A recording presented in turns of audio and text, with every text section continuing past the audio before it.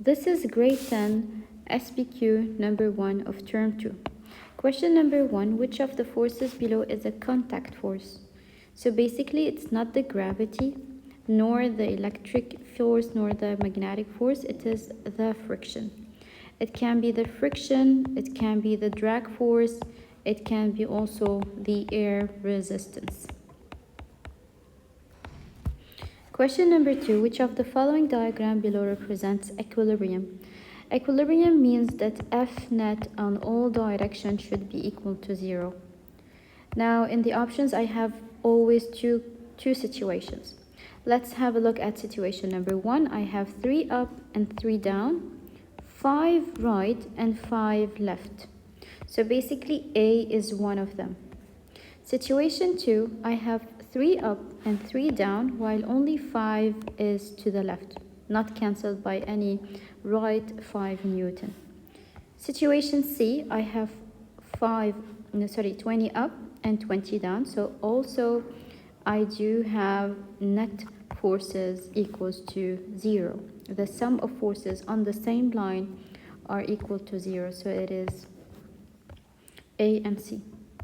Which of the objects below have the greatest inertia? Inertia means mass. So basically this one has the largest mass, disregarding its speed. Question number 4, what is the net force acting on the box in the figure below? So basically on the right I have 11 Newton and on the left I have 7 Newton. So F net equals to whatever is on the right minus whatever is on the left, so giving me 5 Newton basically to the right. However, when it comes to finding the mass, the acceleration given the mass equals to 2, I can apply Newton's second law, giving me F equals ma. Using the 4 Newton and the mass is 2, the acceleration is as well 2 meters per second squared, same direction as the net force, so 2 meters per second squared to the right. Now the second question, answer the question below. Can a moving car be at equilibrium? Explain yes or no. So basically the answer is yes. It can be at equilibrium and moving if it is moving at a constant speed. At a constant speed or at a constant velocity, yes, the car can be moving with like forward and backward equal forces, having 0 acceleration, giving me either velocity equals to 0 or the velocity is a constant, which is our case now. Question number 3, I have the diagram below. I have a 21 kilogram sliding on a horizontal surface. The box is acted upon 9 Newton to the left, 4 Newton to the right, and 12 Newton to the right. I need to represent these forces in addition to the force of the normal and the gravity. So I have forward 12 Newton. So let me so this is called F3. Another forward force equal to 4 Newton, F2. And the backward or a leftward F1 equals to 9.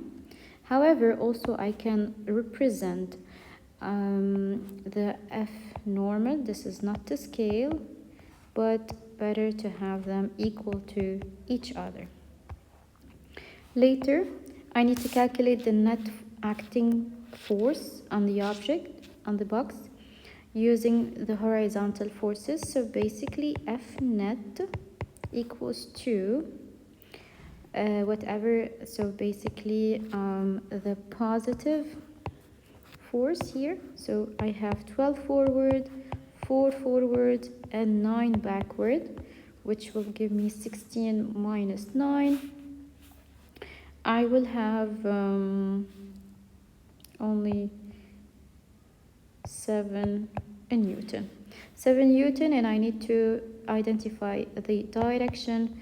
It is to the right, because the positive forces, the rightward ones, are to the right. So this is the magnitude. As always I say, your answer should be magnitude, unit, and direction. Anything missing will be counted as like a less credit. So calculate the acceleration, applying also Newton's second law, F equals ma. The net force is 7, the mass is 21. What about the acceleration? So the acceleration is 1/3, or 0.3 meters per second squared, also to the right.